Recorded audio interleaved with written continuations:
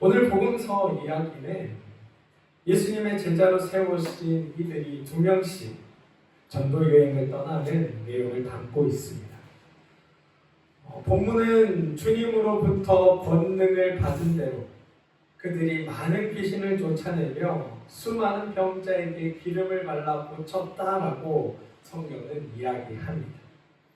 그리고 29절부터 여러분들 보시면 세례자였던 요한의 죽음에 관한 이야기가 시작되고, 그리고 30절에 가면 29절까지가 이야기가 진행이 되고 30절에 가면 전도 여행을 떠났던 사도들이 예수님께 와서 보고하는 것으로 오늘 이야기가 마무리됩니다.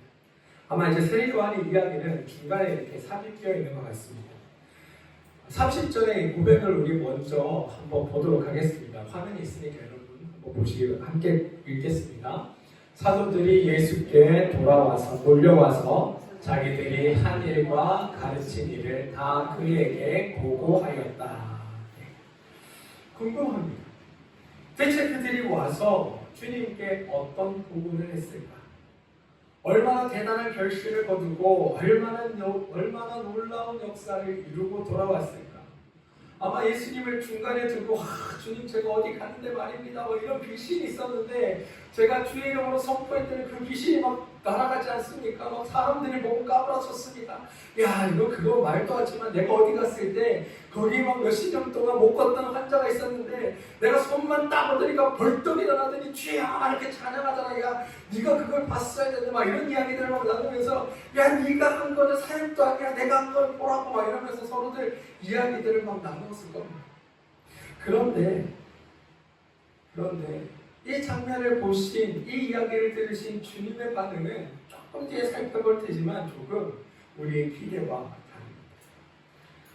오늘 바울이 전하고 있는 서신서의 이야기, 고린도 후서의 말씀은 우리의 눈을 번쩍 뜨게 할 만큼 놀라운 이야기를 전합니다. 바울은 자신이 셋째 하늘까지 올라갔던 어떤 신비한 종교적인 체험을 오늘 말씀 가운데 우리에게 전하고 있습니다. 과학과 이성이 모든 것을 지배하는 요즘 같은 세대라고 할지라도 우리의 인식의 한계를 벗어난 우리가 도무지 이해할 수 없는 놀랍고 신비한 이야기들 앞에서는 우리의 마음이 설레기 마련입니다. 그런데 바울은 왜 이런 이야기를 오늘 꺼내 들고 있는 걸까요? 혹시 내가 사도기 때문에 이러한 신령한 일을 경험했다. 내가 사도여서 이런 놀라운 일을 경험했다. 그러니 나의 사도됨을 너희가 인정해야 한다. 이런 얘기를 하고 싶었던 걸까요? 아마 그건 아닐 것 같습니다. 왜냐하면 그가 이러한 놀라운 체험을 한 뒤에 봐라 하나님의 능력이 나에게 있다. 하나님의 은혜가 나에게 있다. 내가 이런 신비한 하나님의 나라를 경험하고 왔다라고 말하는 것이 아니라 내가 자랑할 게 있는데 뭘 자랑하냐면 육체의 가시를 자랑한다라고 말하고 있기 때문에 그가 하나님에 대한 놀라운 경험을 하고 와서 내가 한 경험을 자랑하는 것이 아니라 내가 하나님에 대한 놀라운 은혜와 하나님께서 베풀어 주신 그 신비한 것들을 체험하고 났더니 내가 자랑할 게 생겼는데 그 자랑이 뭐냐면 나를 고통스럽게 했던 가시다 라고 말하고 있다. 여러분 근데 자랑 이런 걸 한번 생각해 보십시오. 자랑 정도 하려면 적어도 다윗이 왕이 되었다 이런 거 정도를 자랑해야 하는 것 아니겠습니까? 그런데 바울은 오늘 고통을 자랑합니다. 그런데 우리가 알다시피 고통은 우리의 자랑거리가 될 수 없습니다. 고통은 고통이죠. 그러나 말씀은 우리로 하여금 이 모순처럼 들리는 이야기, 고통을 자랑했다는 이야기들과 우리의 삶의 한계를 놓고 우리로 하여금 요거를 이렇게 넘어가도록, 요 한계를 넘어가도록 우리를 인도하고 있다는 것. 자, 말씀을 조금 더 보겠습니다. 복음서 기자는 예수님께서 제자들을 세우고 전도를 보낼 때 악한 귀신을 제어할 능력을 주셨다라고 말합니다. 그리고 그들이 돌아와 어떤 보고를 했는지, 그리고 주님이 그들에게 어떤 평가를 내렸는지 사실 우리가 이건 마가복음에서는 더 이상 언급하진 않습니다. 그런데 누가복음 10장을 보시면 이 사역 뒤에 주님이 보이신 반응이 등장합니다. 누가복음 10장 20절입니다. 이 말씀도 함께 봉독하겠습니다. 그러나 귀신들이 너희에게 굴복했다고 해서 기뻐하지 말고 너희의 이름이 하늘에 기록된 것을 기뻐하여라. 아멘. 여러분 보십시오. 제자들이 주님의 권능을 위임받고 길거리로 나갔습니다. 그리고 온갖 사방으로 흩어지며 예수의 이름으로 기적을 베풀고 귀신을 쫓아내고 병자들을 일으키고 그들을 낫게 하였습니다. 그들 눈앞에 일어나게 생생하게 일어나는 하나님의 역사가, 그들 눈앞에 벌어지는 하나님의 기적이 그들을 들뜨게 만들었고 그들의 가슴을 뜨겁게 만들었습니다. 만나는 사람마다 예수의 이름으로 명하노니 질병이 물러갈지어다 이렇게 선포하면 그곳에서 수많은 이들의 병이 그 자리에서 낫는 것들이 경험되었던 겁니다. 그 병이 어떤 종류인지 가늠하지 않고 어떤 종류인지 구분하지 않고 모두 하나님의 은혜와 그 역사 속에 하나님의 기적들이 그들 눈앞에 벌어집니다. 뿐만 아니라 귀신 들려 고통받는 이들에게 예수의 이름으로 선포했더니 귀신들이 쫓겨가고 그들이 온전해지는 것들을 경험하며 제자들은 하나님의 역사가, 하나님의 은혜가 내 안에 충만하구나 깨달았습니다. 그리고 그 모든 일을 마치고 주님께 돌아와 내가 이것들을 했다, 내가 이런 것들을 이루었다, 내가 이런 기적을 베풀었습니다, 내가 이러한 귀신도 쫓아냈습니다를 자랑하는데 주님이 뭐라고 얘기하시냐면 귀신들이 너희에게 굴복했다고 기뻐하지 말고 너희 이름이 하늘에 기록된 것을 기뻐하여라 라고 말씀하시고 있다는 겁니다. 제자들의 흥분한 제자들을 보고 그들의 이야기를 들으시고 주님께서는 마치 그냥 시큰둥하게 그게 뭐 별일이냐? 야 뭐 그게 대단한 일이라고, 야 뭐 그게 뭐 대수라고 그걸 와서 나한테 자랑을 해. 야 내가 한 번 못 봤니? 이런 죄송합니다. 이거까지는 아니고 아무튼 야 주님 안에서 일어나는 일들이 당연한 것들이 너희 안에 일어나는데 그게 뭐 놀라운 일이라고 호들갑을 떠니 그거보다 더 중요한 것 그거를 너희가 놓치지 않고 기억해야 한다라고 말씀하고 계시다는 거예요. 성경이 이렇게 고백한다는 건 사실 지금 주님이 기대하고 계신 것, 지금 주님이 중요하게 여기시는 것과 제자들이 또는 혹은 우리가 바라보는 게 조금 틀리다라는 이야기를 하고 있다는 겁니다. 제자들은 주님이 무슨 말을 하시는지 알아들었습니다. 우리는 어떤 이야기를 예수님이 우리에게 전하고 있는지 지금 우리는 이 말씀을 들으며 깨닫고 있는가? 라는 질문을 해보게 됩니다. 바울도 주님의 음성을 들었다라고 말합니다. 물론 하나님께서 우리의 생각을 초월해서 어떤 식으로 찾아오시고 말씀하실지를 결정할 권한은 우리에게는 없습니다. 하지만 적어도 주님께서 말씀하셨다라고 고백하는 사도 바울의 고백은 그가 경험하고 해석한 것이 하나님 말씀 안에서, 복음 안에서 깨달아지고 알아지고 또한 믿게 되었던 주님께서 말씀하신 하나님의 나라와 크게 다르지 않다는 것을 말하고자 하는 의도입니다.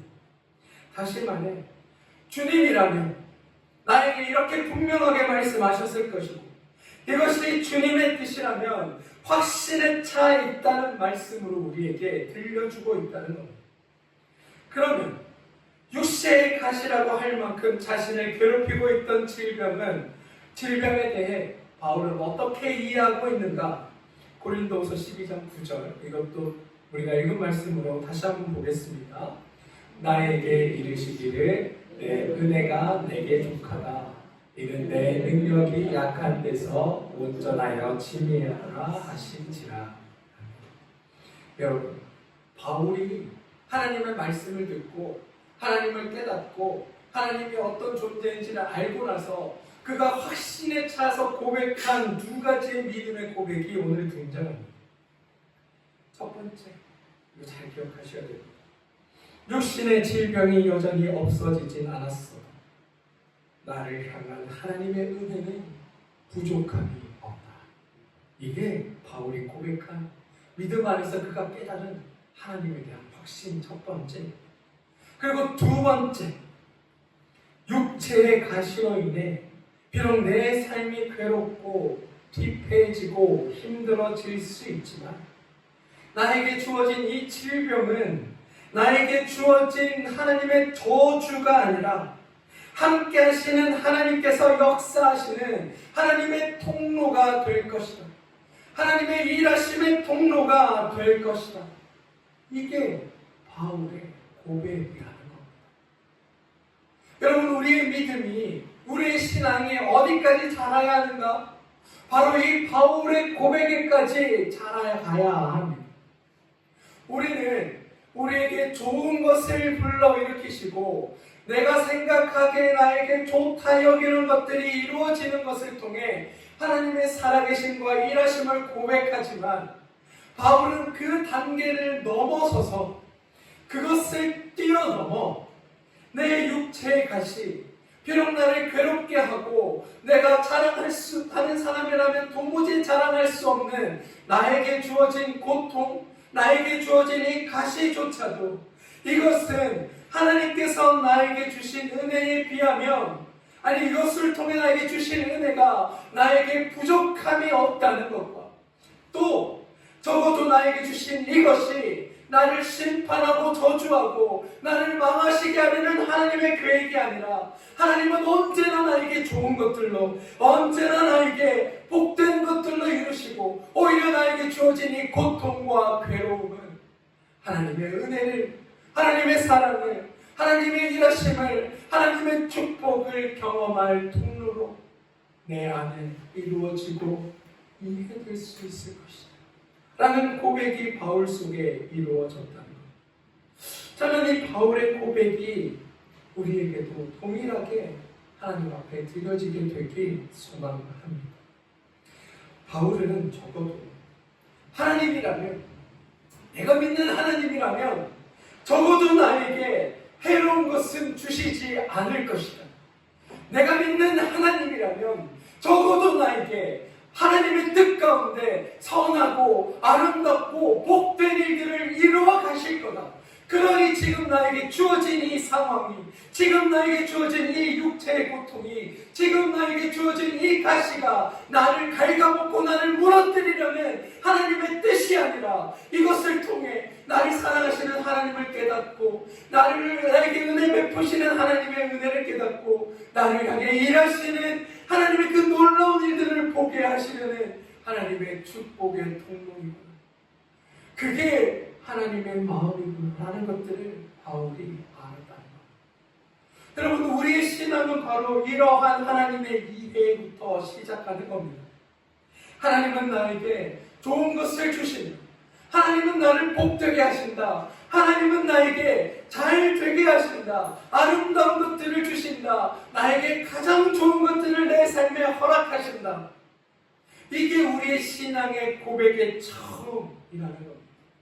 그리고 이 고백 속에, 이 신뢰 속에 나에게 이루어진 상황들을 놓고 이해해가고, 인내해가고, 참아가고, 발견해가고, 기뻐해가고, 행복해가고, 그러면서 하나님을 만나가는 것, 이게 신앙생활이고 믿음 생활이고 성경은 우리에게 이야기합니다.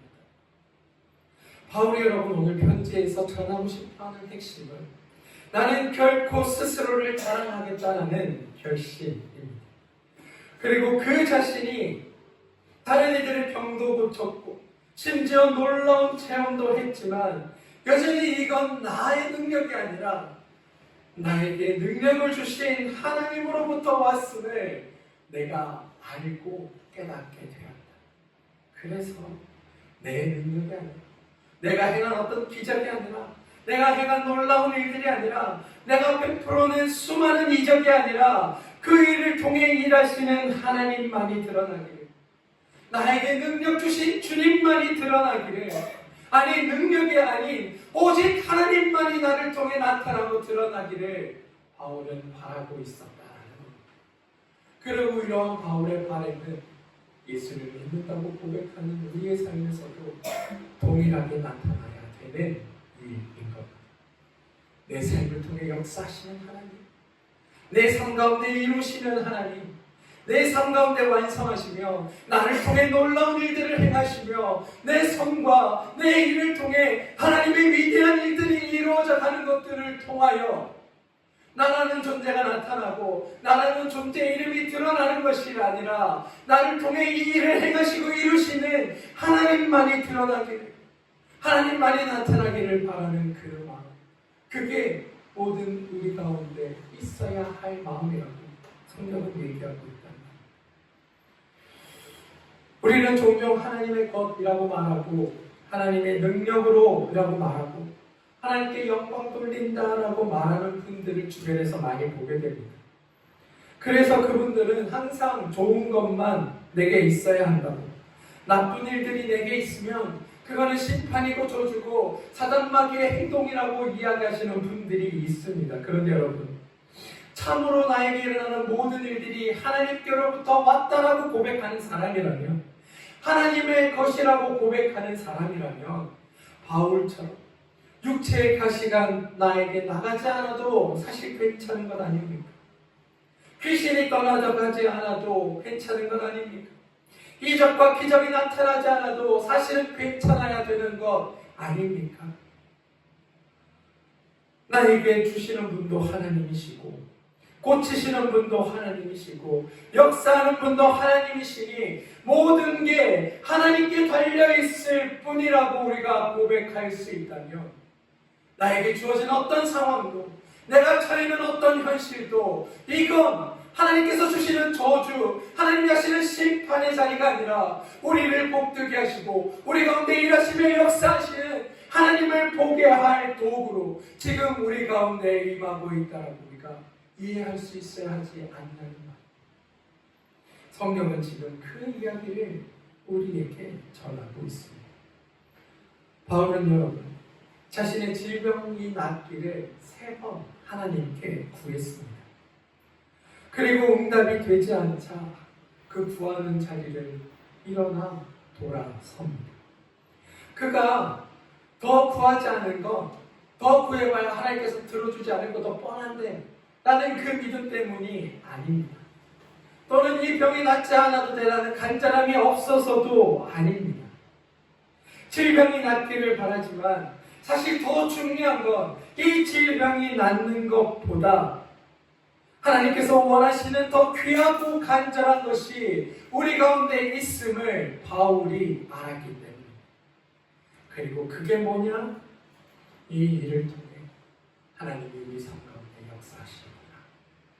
내 몸의 가시를 통해 나로 하여금 하나님을 찾게 하시고 내 몸의 가시를 통해 나로 하여금 하나님을 더 붙들게 하시고 내 몸의 가시를 통해 내 기도 가운데 응답하시며 이 가시 때문에 기도하는 나를 통해 역사하시는 하나님의 일하심을 보며 나와 함께 하시는 하나님, 오늘 내 곁에 계시는구나를 깨닫게 되는 그것이 더 하나님께서는 간절하고 바라시는 일이라는 것 바울이 깨달았기 때문에. 사랑하는 성도 여러분, 바울은 부자가 되어야 한다거나 가난하지 않아야 한다거나 또는 몸이 아프지 않아야 하고 질병이 나아야 한다거나 공부함에 떨어지면 안 되고 형통해야 한다는 강박에서 자유로웠습니다. 내게 어떤 일이 닥쳐도, 내게 어떤 일이 일어나도, 내 삶에 어떤 상황이 오고 어떤 현실이 나에게 주어져도 이건 나에게 절망이나 괴로움의 시간이 아니라 하나님을 발견하고 하나님의 은혜를 찾고 하나님의 살아 역사하심을 보게 되는 그런 도구로 사용될 뿐이다. 그리고 이 모든 건 선하신 하나님의 이루심과 이끄심 속에 내 삶 가운데 이루어질 것이다. 그러니 어떤 상황이건 어떤 형편이건 나는 나와 함께 하시는 주님을 보고 그분이 나와 함께 하심을 믿고 그분의 일하심과 역사하심 속에 내가 살아가고 있다는 것을 깨닫게 된다면 그것으로 나는 족한 것이다 라고 고백하는 그 고백이 바울의 이러한 믿음 가운데 있었다라는 것. 저는 우리의 믿음이 바로 이 자리까지 올라가게 되길 소망합니다. 그런데 이런 바람이 있음에도 불구하고 우리는 우리의 삶을 잘 살펴보면 좋은 일이 있고 기쁜 일이 있을 때 그게 다 내가 잘해서요. 내가 기쁜 일이 있어서이고 내 능력이 뛰어나서인 것처럼 생각할 때들이 많습니다. 또 우리 삶의 평안함이 계속해서 연속으로 주어지며 하나님 없어도 하나님 없이 살아도 되는가 보다라고 생각하는 순간들이 우리에게 있게 되기도 합니다. 그래서 어쩌면 우리의 삶은 어떤 면에서는 주님이 더 이상 필요하지 않을지도 모른다. 주님이 더 이상 없어도 되는 것 아닌가처럼 보여질 때들도 있습니다. 그런데 여러분, 이때 이런 순간이 들 때, 이런 평안함이 내 삶에 지속될 때 우리는 이때를 주의하고 경계해야 합니다. 오히려 여러분, 우리가 간절히 하나님을 찾을 수밖에 없고, 우리가 간절히 주님을 붙들 수밖에 없고, 우리가 간절히 주님을 쫓을 수밖에 없는 우리 기도의 제목들이 우리 안에 있는 것이 오히려 더 우리에게 복되고 좋은 순간일 수 있다는 것을 우리는 늘 염두에 둬야 합니다. 왜냐하면 믿는 이들에게 있어서 가장 중요한 건 바로 하나님의 인도를 받으며 하나님을 구하며 하나님 안에 살아가는 일이기 때문입니다. 제가 전에도 한번 말씀드린 적이 있는데요. 우리의 기도가, 우리의 바람이, 하나님 안에서 살아가는 우리의 삶이 하나님 없어도 괜찮습니다. 하나님 계시지 않아도 내가 잘 살 수 있습니다. 하나님 없어도 내가 평안히 살아갈 수 있습니다를 구한다는 삶이라면 하나님이 과연 그것 가운데 응답하시고 이루어 주실까 하는 겁니다. 그런데 가만히 우리의 삶에서 바라고 소망하는 것들, 내 삶에 이루어지길 원하는 것들을 하나하나 찬찬히 살펴보시며 어쩌면 내가 주님 앞에 바란다고 얘기하는 것들이, 내가 하나님 앞에 참으로 구한다고 말하는 것들이 하나님 없어도 살아갈 수 있는 것, 하나님 없어도 내가 평안해질 수 있는 것들 혹시 주님께 구하고 있는 것은 아닌가 라는 생각을 우리는 늘 해봐야 합니다. 오늘 바울은 자신이 경험하고 있는 이 육체의 가시, 자신이 겪고 있는 이 육체의 고통, 자신이 겪고 있는 이 몸의 질병, 자신이 겪고 있는 삶의 괴로움과 아픔을 가지고 더 이상 하나님 앞에 이것을 사라지게 해달라고 간구하지 않는 것은 이것으로 말미암아 내가 하나님을 더 찾을 수 있고 이것 때문에 내가 주님을 더 붙들 수 있으며 이것 때문에 내 삶에 하나님이 함께 하심을 경험할 수 있는 도구로 이것들이 사용됨을 믿기 때문입니다. 그리고 그것을 믿는 근거에는 하나님이 나에게 가장 좋은 것들로, 가장 복된 것들로, 가장 선한 것들로 내 삶을 이끄시고 내 삶을 완성해 가실 것이라는 믿음이 있기 때문이라는 것을 우리는 기억해야 하고 우리 또한 그런 자리에 이를 수 있도록 우리는 수고하고 있어야 합니다.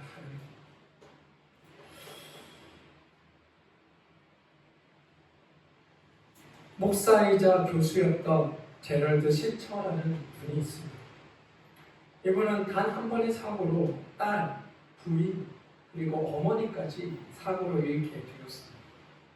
갑작스럽게 자신의 삶을 덮친 이 괴로움, 그는 이 괴로움을 견딜 수 없었습니다. 그는 이 괴로움의 시간들을 날마다 매 순간들이 어둠을 나를 짓누르는 것 같았다라고 이야기합니다. 그래서 이 사람은 해가 지고 저녁이 되어서 해가 이렇게 뉘어뉘어 지는 것을 볼 때마다 자신에게 찾아온 이 절망과 상실감을 떨쳐버리기 위해 차를 타고 해가 뜨는 동쪽으로 해서 차를 계속 몰아갔다고 합니다. 그런데 아무리 해를 쫓아가도 지는 해를 잡을 수 없었고 어둠은 항상 몰려왔고 그 괴로움과 고통 속에서 벗어날 수 없었다라고 고백합니다. 그런데 그가 마침내 이 절망에서 벗어날 수 있는 순간이 생겼습니다. 하루는 해가 지는 것을 보며 자신을 엄습해오는 두려움 앞에 오늘은 해를 찾아가지 않고 오히려 이 어둠 속으로 들어가 나의 현실과 마주하며 내 삶과 직면하겠다고 생각하고 어둠을 향해 오히려 서쪽으로 차를 몰았다고 합니다. 그리고 서쪽으로 차를 몰고 가면서 떠오르는 해를 맞이할 수 있었다라고 고백합니다. 태양이 떠오르는 태양을 보며 내 삶을 짓누르고 있는 이 어둠과 상실과 공포로부터 벗어날 수 있었고, 그는 이것을 통해 하나님이 나에게 찾아오시는 분이다라는 것을 깨달았다고 고백합니다. 여러분, 성경은 우리의 절망과 어둠과 고통 속에 주님은 우리를 찾아오시는 분이라고 고백하고 있습니다. 우리가 주님을 찾기 전에 하나님이 먼저 우리를 찾아오십니다. 먼저 우리에게 오신다. 먼저 우리에게 나타나신다. 하나님은 항상 먼저 우리를 향해 오시는 분이다. 이게 성경의 고백입니다. 그래서 우리가 절망했을 때 주님이 먼저 우리를 찾아오시며 우리에게 희망의 빛을, 소망의 빛을 비춰주실 것을 알기에 오늘 나에게 닥치는 이 가시가, 오늘 나에게 엄습하는 이 공포와 절망이 더 이상 나를 힘들게 하지 않을 것이라는 믿음 속에 살아갈 수 있는 것, 그게 우리 그리스도인의 삶이라고 성경은 말하고 있다는 겁니다. 그래서 이렇게 고백하는 겁니다. 그래서 믿는 우리에게 필요한 건 뭐냐? 바로 주님밖에 없습니다. 바로 하나님밖에 없습니다. 여러분, 앞서 다윗의 이야기를 잠깐 지나가다 했는데 사무엘상 5장 10절을 보면 이런 고백이 나옵니다. 5장 10절을 보면 만군의 주 하나님이 다윗과 함께 계심으로 다윗이 점점 강대해졌다. 다윗이 왕이 되면서 고백하는 이야기입니다. 다윗이 왕이 되면서 이제 다윗이 점점 강대해졌다라고 성경은 고백합니다. 그런데 여러분, 이 고백 뒤에 다윗의 삶이 정말 행복해졌을까요? 하나님이 함께 하심으로 다윗이 강대해졌다라고 고백하는 이 뒤에 다윗의 삶이 우리가 생각하는 것처럼 그에게 행복한 일만 있었고 그에게 기쁜 일만 있었을까요? 지금 눈에 보이는 다윗의 상황은, 겉으로 보이는 모습은 고생 끝, 행복 시작 이렇게 보이지만 지금부터 다윗이 왕으로 걷게 될 40년의 인생은 정말 눈뜨고는 볼 수 없는 참혹한 일들이 그의 삶에 벌어진다는 사실을 우리는 말씀을 통해 알고 있다는 것. 밧세바를 범했던 치명적인 범죄 끝에 얻었던 자녀가 병들어 죽게 됩니다. 어린 딸이 험한 꼴을 당하게 됩니다. 왕자의 난으로 자신의 손으로 자식들을 살해하는 그 일을 벌여야만 했습니다. 또한 자식들이 살해당하는 그 참혹한 장면을 목격해야 했습니다. 뿐만 아니죠. 아들 때문에 왕위를 찬탈당하고 도망가고 죽을 위기에 내몰리는 신세로 전락하기도 하고, 말년에는 기력조차 없어 순행 여인을 통해 온 길을 겨우 유지해야만 하는 초라한 모습이 그의 말년의 모습이었다. 성경의 고백. 지금 하나님이 함께 하시고 다윗이 점점 강대해졌다는 이 고백 뒤에 다윗의 삶이 이런 삶이었다는 겁니다. 그래서 우리가 주목해야 할까? 점점 강대해졌다가 아니라 만군의 주 하나님이 다윗과 함께 하셨다라는 사실에 우리는 더 주목을 해야 하는 겁니다. 어쩌면 인생 끝자리에서 다윗은 자신이 젊었을 때 목동으로 양치던 그 시절, 정말 하나님의 은혜와 소망과 기대 가운데 살았던 그 시절을 그리워하지 않았을까라는 생각도 해보게 됩니다. 사랑하는 성도 여러분, 여러분은 어떠십니까? 여러분이 꿈꾸는 것, 하나님 안에 바라는 것, 소망하는 것, 그게 무엇입니까? 하나님 안에 강대해지는 그것입니까? 그런데 그 강대해지는 그것으로 우리는 삶의 행복과 기쁨을 찾지 못합니다. 그럼 무엇이 우리에게 참되게 하고 무엇이 우리를 기쁘게 하는가? 바로 하나님이 함께 하신다라는 사실입니다. 신비로운 이적과 놀라운 경험, 놀라운 신앙적인 업적들, 그리고 세속적인 성공과 명성이 혹시 우리에게 부러움을 줍니까? 그것이 우리를 기도하게 하고 그것이 우리로 하여금 하나님께 나오는 동기와 원동력이 되십니까? 그렇다면 한번 잘 생각해 보십시오. 그것이 나에게 주어졌을 때 내가 참 행복을 얻을 수 있는가? 그것이 나에게 주어졌을 때 그것으로 내가 참되게 기뻐할 수 있는가? 그것이 내게 이루어졌을 때 그것이 나에게 참된 복됨과 은혜 충만함과 날마다 기쁨으로 살아가는 용기와 희망을 줄 것인가?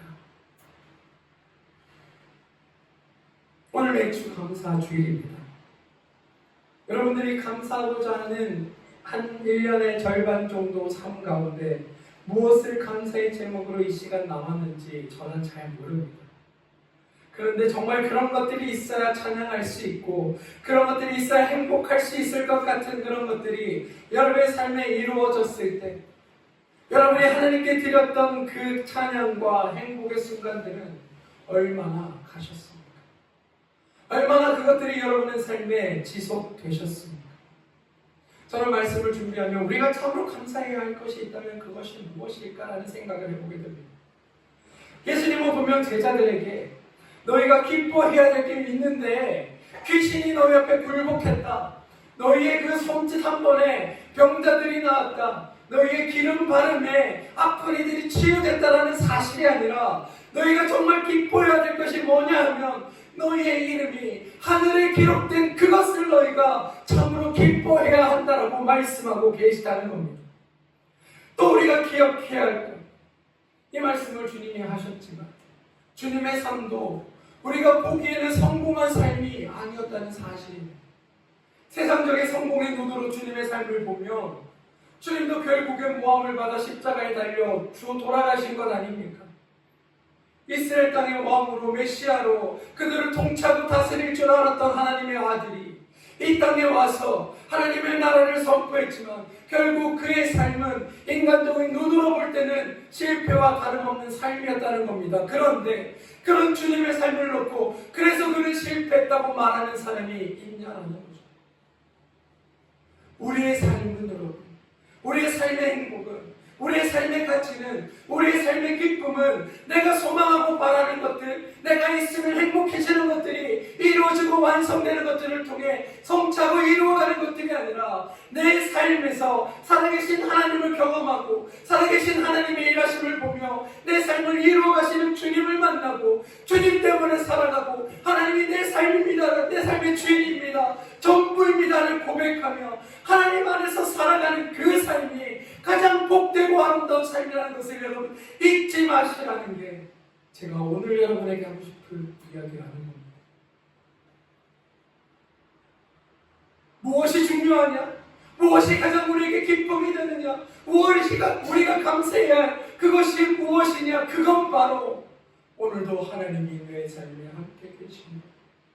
내가 겪는 이 어려움과 고통으로부터 주님을 찾게 하시고 내가 주님을 부르짖고 찾을 때마다 하나님이 외면하고 나를 몰래 하시는 게 아니라 나의 부르심 앞에 찾아오셨어요. 아니 내가 주님을 부르기도 전에 내 삶에 오셔서 나를 위로하시고 나에게 힘주시며 나에게 능력 주시고 나를 일으켜주시며 나로 하여금 하나님 안에서 비록 오늘의 상황은 이럴지라도 기대와 소망을 품고 살아가게 하시는 하나님을 꿈꾸며 그 안에서 오늘 하루 용기를 내고 그 안에서 오늘 하루를 기대하고 그 안에서 내일을 꿈꾸며 그 안에서 앞으로 일어날 일들에 대해 소망하며 살아가는 일들이 생기는 것, 그것이 우리가 하나님 앞에 참으로 감사해야 할 제목이라고 오늘 성경은 우리에게 말하고 있다. 사랑하는 성도 여러분, 저는 우리가 날마다 매 순간마다 우리의 삶을 이루시고 완성하시는 하나님을 찾고 그 하나님이 내 삶에 있음을 발견하는 그것이 나에게 가장 복된 일입니다를 고백하는 일들이 여러분 모두 있게 되길 소망합니다. 여름 가뭄에 내린 나무에게 반가운 건 한 번 떠주는 한 그릇의 물이 아닙니다. 마르지 않는 샘 곁에 심겨져 있는 것, 이게 사실은 복이라는 게 성경의 고백입니다. 우리는 살면서 어쩌다 모르게 한번 주어질 특별한 일, 놀라운 일, 어떤 신비한 일을 기대하고 살아가지만 우리에게 가장 행복하게 이루어진 일은 영원히 마르지 않는 하나님 곁에, 하나님의 샘 곁에 우리가 새롭게 심겨졌다라는 사실이라는 것을 여러분 잊지 마시고, 우리의 삶에 이루시고 완성하시는 하나님을 통해, 또 우리가 어떤 상황이든 찾아오셔서 우리와 함께 하시는 하나님을 통해 참으로 복되고 아름다운 삶을 누리며 살아가는 여러분들 되시길 주님의 이름으로 축원드립니다. 살면서 목마른 날이 있을지라도 그것이 다가 아닙니다. 왜냐하면 우리 곁엔 영원히 목마르지 않는 하나님의 샘이 우리로 하여금 우리 곁에 늘 흐르고 있기, 우리가 뿌리를 뻗어 그 샘으로 가면 우리는 영원히 목마르지 않는 자리에 이룰 수 있기 때문입니다. 여러분 옆에 계신 하나님을 믿고 신뢰하시고 주님 안에서 더욱더 행복하게 살아가는 여러분들 되시길, 그래서 더욱더 기뻐하고 감사하는 일들이 2024년 하반기의 삶에는 여러분의 삶이 이루어지고 완성되어 가시길 주님의 이름으로 축원드리겠습니다. 기도하겠습니다. 주님,